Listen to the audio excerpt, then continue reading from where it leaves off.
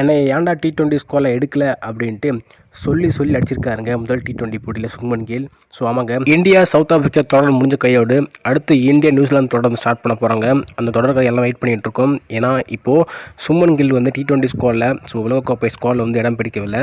அதுக்கு முன்னாட்டமாக போயிட்டு நம்ம சுப்மன் கில் எல்லாத்துக்கும் முன்னையே போயிட்டு பயிற்சி பண்ணிகிட்டு இருக்காரு. இந்த ஒரு பயிற்சியில் செம்ம அடிச்சிருக்காருங்க. இந்தியா சவுத் ஆஃப்ரிக்கா ஒரு மிகப்பெரிய தொடர் முடிஞ்சிருக்கு. அதில் டெஸ்ட் மேட்ச் மட்டும்தான் நம்ம சவுத் ஆஃப்ரிக்கனை வெற்றி பண்ணுறாங்க. அடுத்து ODI மற்றும் T20யில் நம்ம இந்தியாவோட ஆதிக்கம் அதிகமாக இருந்துச்சு. குறிப்பாக சொல்லப்போனால் நம்ம இந்தியா 2 ஃபார்மேட்லையும் சம்பவம் பண்ணிட்டாங்க. அதுவும் ரெட் பாலில் தான் தோத்துட்டாங்கன்னு சொல்லலாம். ஸோ ஒயிட் பாலில் சம்பவம் பண்ணியாச்சு. அடுத்து நம்ம காத்திருக்கானே நியூசிலாந்து அணி தான். ஏன்னா நியூசிலாந்துனாலே மிகப்பெரிய ஒரு பகை காத்திருக்கு. 2019 ஞாபகம் இருக்கும், டோனி ரன் அவுட்டு. அந்த பகை இன்னும் முடியலைங்க.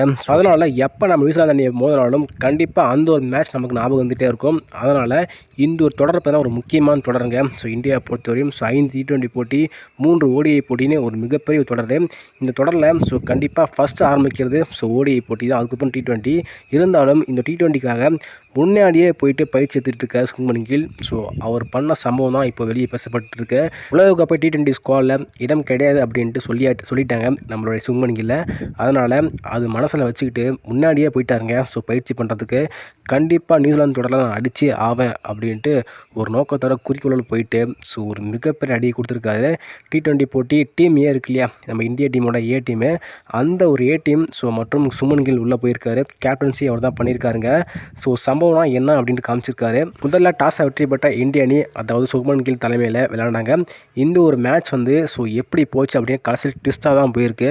முதல்ல டாஸை வெற்றி பெற்ற இந்திய அணி பேட்டிங் பண்ணுறோம் அப்படின்னு சொல்லியிருக்காரு. நான் சுப்மன் கில் நான் ஃபஸ்ட்டு பேட்டிங் ஆடுவேன் அப்படின்னு சொல்லிட்டு ஓப்பனாக சொல்லிட்டாரு. அதே மாதிரி ஓப்பனிங் பொறுத்தவரையும் சுப்மன் கில்லாம் இறங்கியிருக்காருங்க. இறங்கி முதல் பால்லேருந்து கடைசி பால் வரையும் அடி பிரித்து மேய்ஞ்சிருக்காரு. யார் போட்டாலும் சரி, யார் போட்டாலும் அடிப்பேன் அப்படின்ட்டு சொருவிருக்காருங்க.